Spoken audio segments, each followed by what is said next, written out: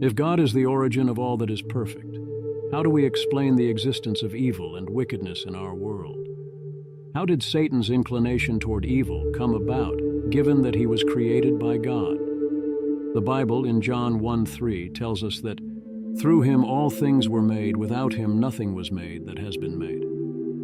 This implies that all of creation, including angelic beings such as Lucifer, who would later be known as Satan, owes its existence to God and was initially created in a state of perfection. So how did imperfection, evil, and corruption find their way into the world? How did human beings and even some angels come to deviate? How did Lucifer turn into an entity of wickedness? Today we'll explore these questions. The story of Satan's fall is captivating and prompts profound reflection. According to the prophet Isaiah, he narrates the origin and fall of Satan, saying, "How you have fallen from heaven, morning star, son of the dawn. You have been cast down to the earth, you who once laid low the nations. You said in your heart, I will ascend to the heavens. I will raise my throne above the stars of God. I will sit enthroned on the Mount of Assembly, on the utmost heights of Mount Zaphon. I will ascend above the tops of the clouds. I will make myself like the Most High. Yet you are brought down to the realm of the dead, to the depths of the pit." This passage reflects on how, even being created perfect initially, Lucifer chose a path of pride and rebellion, leading to his fall and the introduction of evil into the world. Ezekiel provides us with an even more detailed and striking description of Satan's original state of perfection and his subsequent descent into the abyss. He tells us that Satan was in Eden, the garden of God, adorned with every kind of precious stone such as carnelian, chrysolite, emerald, topaz, onyx, jasper, lapis lazuli, turquoise, and beryl, along with settings and mountings of gold made on the day of his creation. He was appointed as a guardian cherub by divine decree, dwelled on the holy mountain of God, and walked among the fiery stones. He was perfect in his ways from the day he was created until wickedness was found in him. Because of his extensive trading, he was filled with violence and sinned. Therefore, he was expelled from the mountain of God and removed from his position among the fiery stones. Satan's rebellion against God led not only to his own fall, but also persuaded a portion of the angels to join him in opposition to God. It is estimated that about a third of the angels joined Satan in his revolt.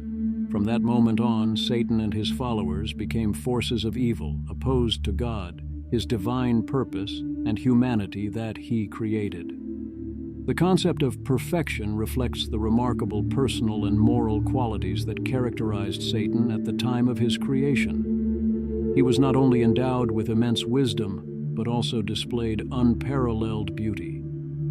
Bearing the seal of perfection, he stood out both in beauty and conduct, remaining blameless from the day he was created. As highlighted by both Isaiah and Ezekiel, he held the highest position among all the creatures in the universe. His intimate connection with God was also evident, residing on the holy mountain of God, a symbol of the place of God's visible glory. However, intriguingly, wickedness arose in a being once considered perfect. How did this happen? A significant clue is provided in "Your heart became proud on account of your beauty, and you corrupted your wisdom because of your splendor. So I threw you to the earth. I made a spectacle of you before kings." Satan's arrogance and self-centeredness overshadowed his wisdom. He became obsessed with his own beauty, shifting focus away from God's glory, which ultimately led to his downfall. This story serves as a warning about the dangers of pride and self-obsession. In Luke 10:18, Jesus recounts having seen Satan fall from heaven like lightning, a powerful image illustrating the swiftness of his fall. This remark was made in the context of 70 disciples returning from a mission, jubilant and possibly prideful, telling Jesus, "Lord, even the demons submit to us in your name." It was then that Jesus warned them against pride, saying, "I saw Satan fall like lightning from heaven," using Satan's fall as a metaphor to caution against arrogance. He emphasizes that while having authority over demons is a cause for celebration, It should not lead to undue pride. Pride is a flaw that can precipitate other sins, just as arrogance led to Lucifer's fall and expulsion from paradise. Thus, the disciples are encouraged to remain humble in their ministry, learning from Lucifer's mistake to avoid falling into the same trap.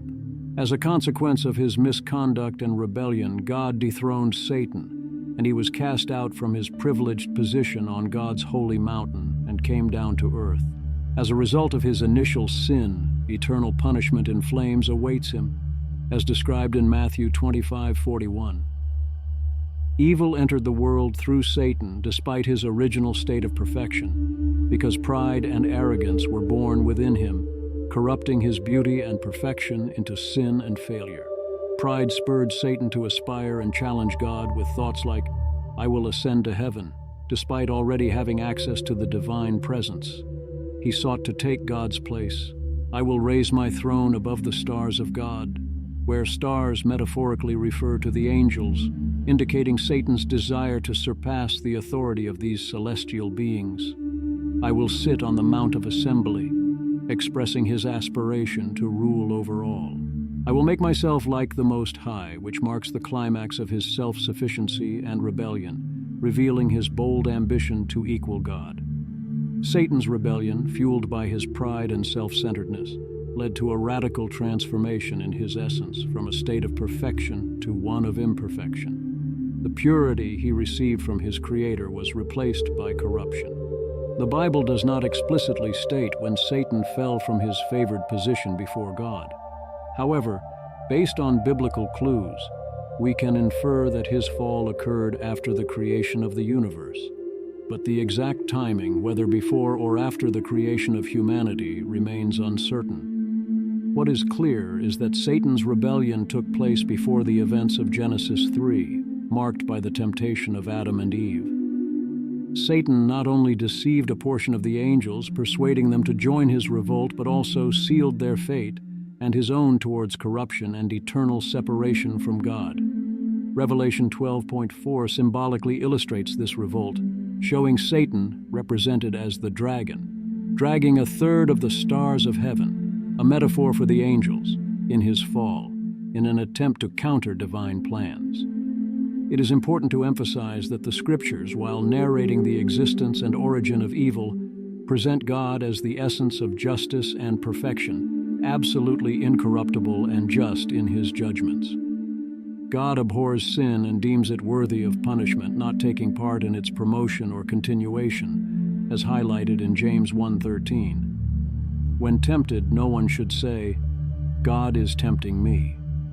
For God cannot be tempted by evil, nor does he tempt anyone. Temptations arise not from God, but from the inherent weaknesses of being human. God is above temptation and does not lead anyone into error. Satan's fall was precipitated by his pride, which led to his expulsion from the divine presence, a direct consequence of his arrogance and presumption. He continues to be driven by the desire to usurp God's authority. The story of Satan and his pride serves as a warning, urging us to reject pride in our lives and to seek the guidance and strengthening of the Holy Spirit to avoid falling into temptation.